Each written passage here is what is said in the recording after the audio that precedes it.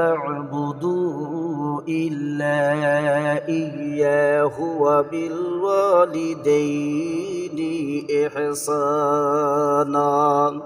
আল্লাহ বললেন তোমার রব বলতেছে যে তোমার রবের কুদরতি পার্লামেন্টে কথা সিদ্ধান্ত হয়ে গেছে, ফয়সালা হয়ে গেছে যে তোমার রব ব্যতীত তোমার ইবাদতের উপযোগী আর কেউ হতে পারে না।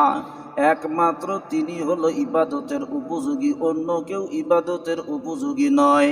এই নির্দেশনা দেবার পর আল্লাহ রাব্বুল আলামিন দ্বিতীয়বারে যেই নির্দেশনা দিলেন যে বান্দা তোমার রবের ইবাদত পরিপূর্ণ করার পর তোমার পিতা মাতার সঙ্গে সদ্য ব্যবহার করো, আচরণ ভালো করো। কথা কার? একটু জোরে বলেন, কথা কার?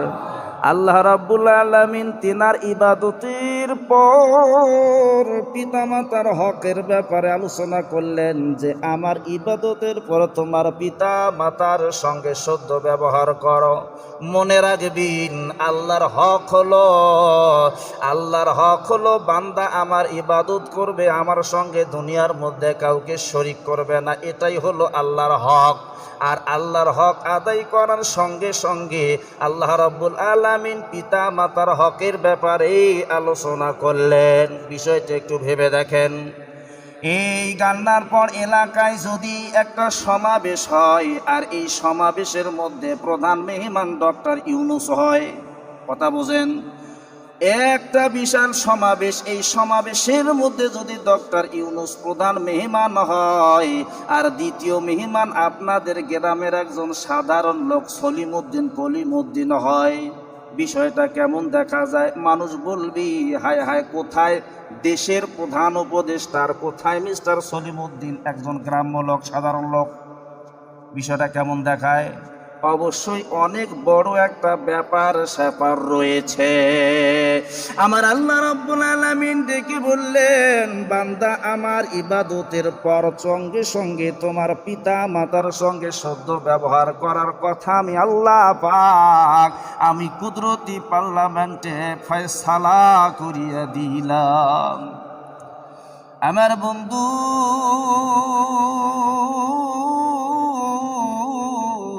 এরপরে আল্লাহ পাক বললেন বান্দারি, ওই পিতা মাতা যাদের সঙ্গে তোমাদেরকে ন্যায়সঙ্গত আচরণ করার কথা বলা হলো, সদ্য ব্যবহার করার কথা বলা হলো, তোমার ব্যবহারটা তাদের সঙ্গে কেমন হবে, কি রকম ব্যবহার তাদের সঙ্গে তোমরা করবা? মাথা ঝাঁকা দিয়া, চোখ বড় বড় করে, গলা ফাটায়া তাদের সঙ্গে কথা বলতে পারবা না। কথা কার? আল্লাহ বললেন ইম্মা ইয়াবলুগান্না ইনদাকাল কিবরা আহাদুহুমা আও কিলাহুমা ফালা তাকুল লাহুমা উফিন ওয়ালা তানহারহুমা। ওই পিতামাতা যাদের সঙ্গে তোমাদেরকে ন্যায়সঙ্গত আচরণ করার কথা বলা হলো, তোমার জীবদ্দশায় ওই পিতামাতা একজন অথবা উভয়জন, একজন অথবা দুইজন অথবা উভয়জন, যে কাউকে তোমার জীবনে তুমি পেয়ে যাও, আমার বন্ধুগণ আল্লাহ বললেন তাদের সঙ্গে ন্যায়সঙ্গত আচরণ করবা।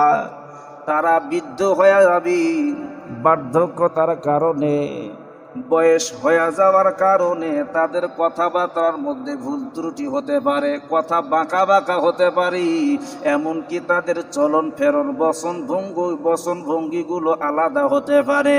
আল্লাহ বললেন বান্দারে,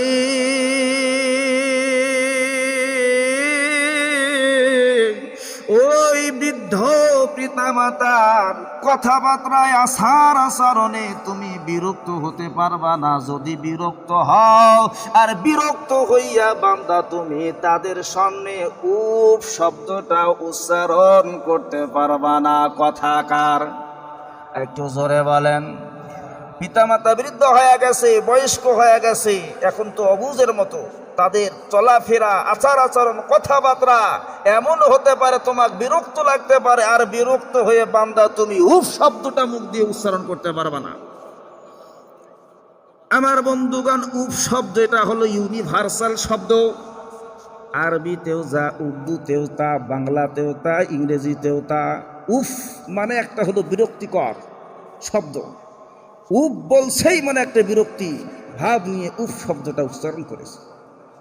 বাচ্চার কান্নাকে বলা হয় ইউনিভার্সাল শব্দ।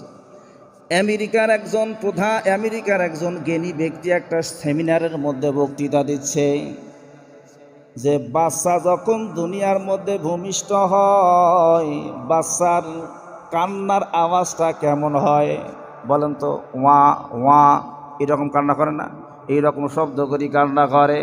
তিনি বলতেছেন যে বাচ্চা দুনিয়ার মধ্যে জন্ম হবার পর ওই ওয়া ওয়া শব্দ করে কান্না করে না, ওই শব্দটা হলো আল্লাহ আল্লাহ শব্দ। সুবহানাল্লাহ কোন। উপস্থিত লোকেরা প্রশ্ন করলেন যে এটা আপনি কেমনে বুঝলেন যে ওয়া ওয়া শব্দটা আল্লাহ আল্লাহ শব্দ? বাচ্চাটা তো হিন্দুর ঘরের সন্তানও হতে পারে, কথা বলেন ঠিক না ঠিক? বাচ্চাটা খ্রিস্টানের ঘরের সন্তানও হতে পারে, তাহলে আপনি কেমনে বুঝলেন যে বাচ্চার ওয়া ওয়া শব্দটা হলো আল্লাহ আল্লাহ শব্দ? তিনি ব্যাখ্যা দিচ্ছেন, বাচ্চা দুনিয়ার মধ্যে জন্মগ্রহণ করেছে, হিন্দুরা আল্লাহকে ডাকে ভগবান। আমরা কি ভগবান ডাকি? আল্লাহর ৯৯টা সুন্দর সুন্দর নাম রয়েছে। আল্লাহ আল্লাহ শব্দটা হলো জাতি নাম, এছাড়াও আল্লাহর ৯৯টা সুন্দর সুন্দর নাম রয়েছে। আল্লাহ বলেছেন এই সুন্দর সুন্দর নামগুলি ধরে আমারে ডাকো। এই ভগবান শব্দটা ৯৯টা নামের মধ্যে পাওয়া যায় না। তাহলে হিন্দুরা আল্লাহকে ডাকে কি ভগবান।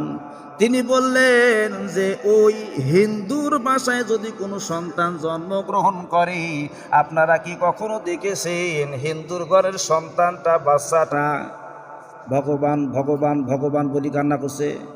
কেউ কি দেখেছেন? এরপরে খ্রিস্টানের ঘরে যে সন্তান জন্মগ্রহণ করে, খ্রিস্টানেরা আল্লাহকে ডাকে গড বলে। কি বলে? গড বলে। তিনি বললেন যে কোনো খ্রিস্টানের ঘরের সন্তানকে আপনি কখনো দেখেছেন যে খ্রিস্টানের ঘরের সন্তান god god god god god god বলে কান্না করছে? এমনটা করছে? তিনি বললেন এটা হলো ঠোঁটের ভাষা, এটা হলো ইউনিভার্সাল শব্দ। এই বাচ্চা যখন দুনিয়ার মধ্যে আসি, আর দুনিয়ার মধ্যে আসার পরে যেই আওয়াজটা করে কান্না করে, এই আওয়াজটার নাম হলো আল্লাহ। সুবহানাল্লাহ কোন। আমার বন্ধুগণ, আল্লাহ বললেন এই উপ শব্দটা তুমি তাদের সামনে ব্যবহার করতে পারবা না।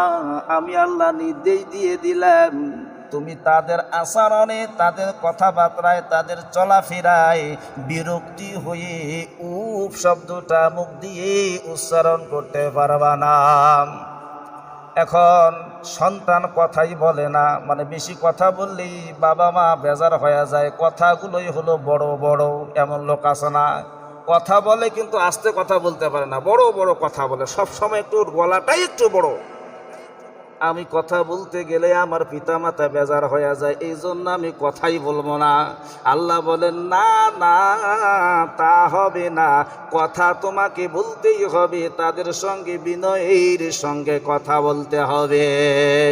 ওয়ালা তাকুল লাহুমা কাওলান কারীমা, তাদের সঙ্গে সম্মানজনক কথা বান্দা তোমাদেরকে বলতে হবে। কথাকার আরো জোরে বলেন আমার বন্ধুগণের। পরে আল্লাহ বললেন, আল্লাহ রাব্বুল আলামিনের পরে বলে দিলেন, বান্দারে আমি আল্লাহর কাছে তাদের জন্য রহমতের দোয়া করো। আল্লাহ রাব্বুল আলামিন দোয়াটা কেমনে করব, দোয়াটা কিভাবে করব, ভাষা কেমন হবে, এটাও আল্লাহ কোরআনুল কারীমের মধ্যে জানায় দিলেন। واخفض لهما جناح الذل من الرحمة وقل رب ارحمهما كما ربياني صغيرا। আপনারা জানেন, পড়েন দেখি। وقل رب ارحمهما كما ربياني صغيرا। ঘোষণাকার আল্লাহ বললেন, আমি আল্লাহর নিকট তাদের জন্য দোয়া করো। দোয়াটা কেমন হবে? যে হে আল্লাহ, হে আমার রব, আমার পিতা মাতা আমারই যেমনিভাবে বাল্যকালে লালন পালন করেছে, ও রব্বুল আলামিন তাদের প্রতি তোমার রহম করো, অনুগ্রহ করো, তোমার রহমতের কোলে তাদেরকে তুমি লালন পালন করো। সুবহানাল্লাহ কন। তাহলে পিতা মাতার খেদমত করাটা এটা কার হুকুম? একটু জোরে বলেন। এ বন্ধু, প্রত্যেক রমজান মাসে উমরা করতে